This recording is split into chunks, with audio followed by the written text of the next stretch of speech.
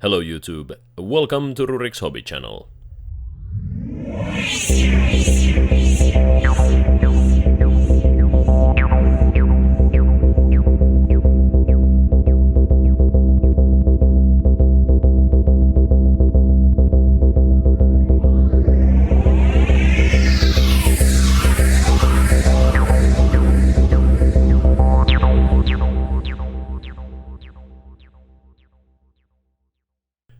Welcome to Rurik's Hobby channel, Chaos Space Marines Restoration Episode 3. In this episode we will be, yes, you guessed it, stripping paint off these rhinos and repainting them in the red and brass scheme of the World Eater's Chaos Space Marine Legion. It's a common misconception that you absolutely need an airbrush to get good paint jobs on vehicles, but this video is surely going to prove otherwise. If you find this video enjoyable, then remember to hit the like and subscribe buttons. By subscribing to the channel, you are making sure that you won't be missing any of my future uploads. This rhino I'm assembling here is the second rhino of the two that need to be restored. The first one was the one you saw in the intro. It was more of a prototype, and with this one I'm trying to really do my best.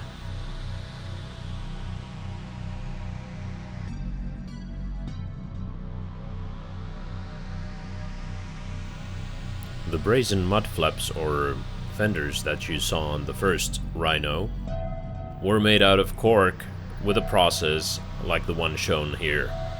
I tried to fit this big corn logo anywhere on the model that would suit it, but I thought it would be better to just give it a coat of PVA glue to stop it from falling apart and save it for a later project.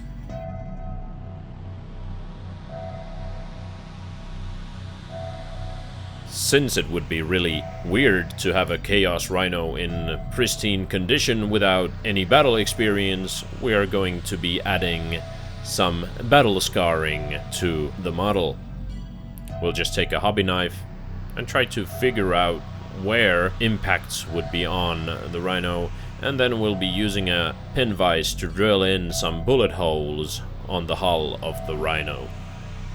And after that we can widen the holes a bit with a hobby knife. Now that the model has been given its extra details and a prime coat of scale color black spray paint, we're gonna give it the first base color coat of corn red, and yes, this is straight out of the pot, but it has indeed been diluted earlier. Always remember to thin your paints, my friends.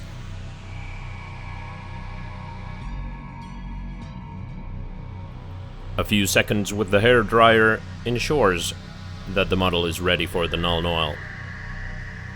For those who don't know, null oil is a so-called wash, or in other words, a skill in a bottle that you can use to create shadows on the model. The paint sticks to all the crevices, as you can see. Now keep your eyes peeled, for this is the Blue Tack Hobby Hack. What I'm doing is I'm creating a corn symbol out of blue tack, and I'll use it as a mask to mask off some paint from the next layers, so we'll end up with a really nice looking symbol on the roof of the rhino. Now it is time to move on to the magical part of not using an airbrush and still getting an airbrush-like result. We'll be tapping a dry brush in a right angle on to the plates of the rhino. The brush has been loaded with the same color that we used earlier, and we're doing this so that we can bring up the base coat back from under the wash we applied, so that the only visible wash is in the crevices and the areas where shadow would be. And in fact, we're trying to hit all the places on the model where light would hit, if this were a real vehicle. And the next layers of highlight are done with Wazdaka Red by Citadel and Evil Sun's Scarlet by Citadel as well. When adding the next layers with different brighter colors, you don't want to hide the previous layer completely, but instead create a gradient from the darkest to the lightest tones. Now that we're moving on to the brightest of all the reds, we're gonna use a dry brush of a smaller size to make sure that we don't overdo it. I'm also removing paint off the brush onto the dry palette in the background to make sure that one tap doesn't add too much paint. And using any blade available, we can now remove the mask, and oh my, it is just as intended. And as a final touch to the icon, we will be fading it out a bit using the brightest tone of red, Evil Sunz Scarlet again.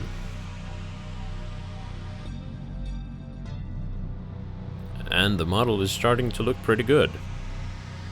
Next thing we're gonna do is thin down some lead belcher and base coat all the steel parts on the model. The steel parts include at least the spikes and the treads, smokestacks, the rivets on the platings, as well as the battle-scarred parts of the hull that should be painted red, but of course, if they were scratched, they would have to have some steel revealed. And for the brazen parts, we're gonna do the same with Balthazar Gold.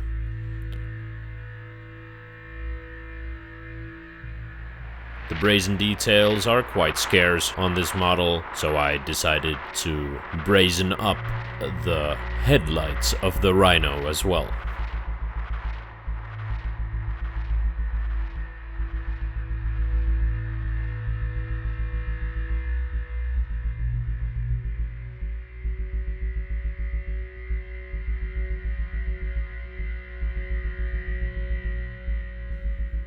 Now let's tear up some sponge.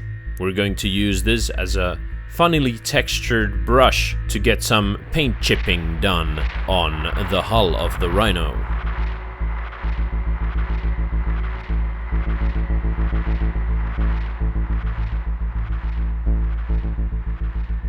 It's hard to believe that the illusion is so easy to achieve.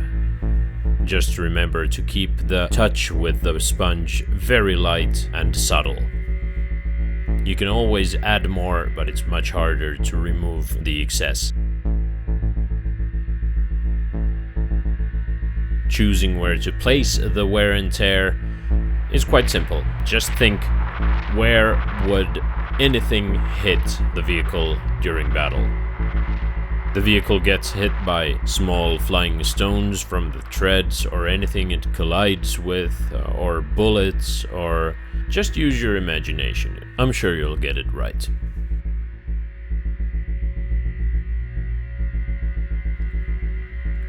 Now we're going to take a few risks with the model. I'm having my first attempt at applying AK Interactive Rust Streaks Effect Enamel paint. The principle behind the paint would be that you paint in some rust streaks and then you thin them down with enamel thinner.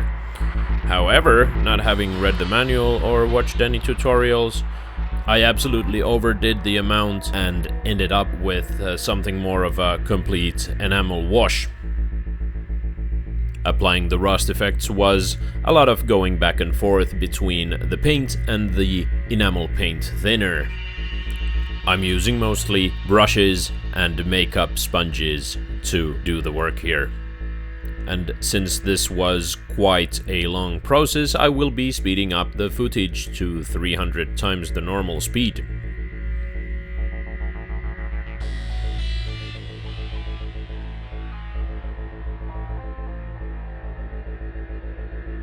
After the rust streaks are done, we're gonna highlight the metallic parts with Rune Fang Steel by Citadel.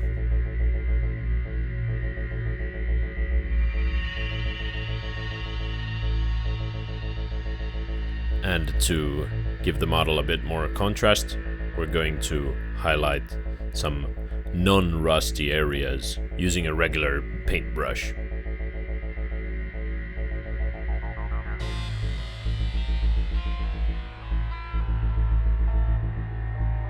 These markings should appear as the most recent scratches on the paint job of the vehicle, since they haven't had time to form rust.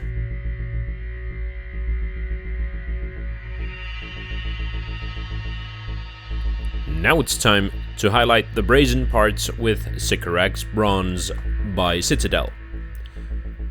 And we're once again using a dry brush to do this.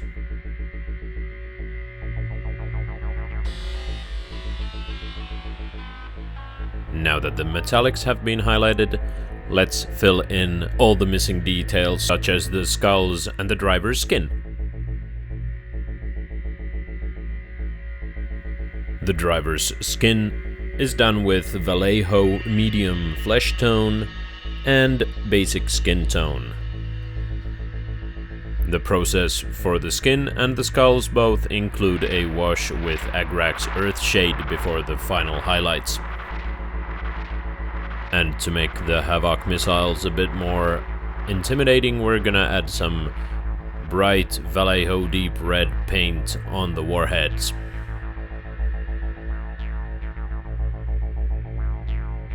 And to top it off, we're gonna add a bit of pure white just right into the center of the red dot on the warhead.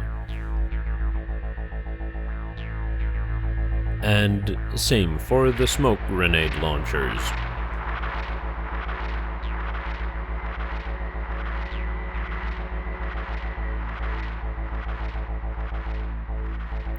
And as the final touch to this model, we will be adding a pair of xenon headlights. There's no other reason for them to be xenon headlights specifically, other than the lovely blue color that complements the otherwise red vehicle so well. The glow effect is applied with a dry brush, and this is what you call OSL, or Object Source Lighting. The idea behind OSL is that you choose an object to be a source of lighting and then figure out the nearest surfaces where the light would hit from the source. And here we have it, the rescued Chaos Space Marines Rhino and the prototype of it, both painted in the World Eater's Chaos Space Marine Legion colors. Let me know in the comments below, which one do you prefer?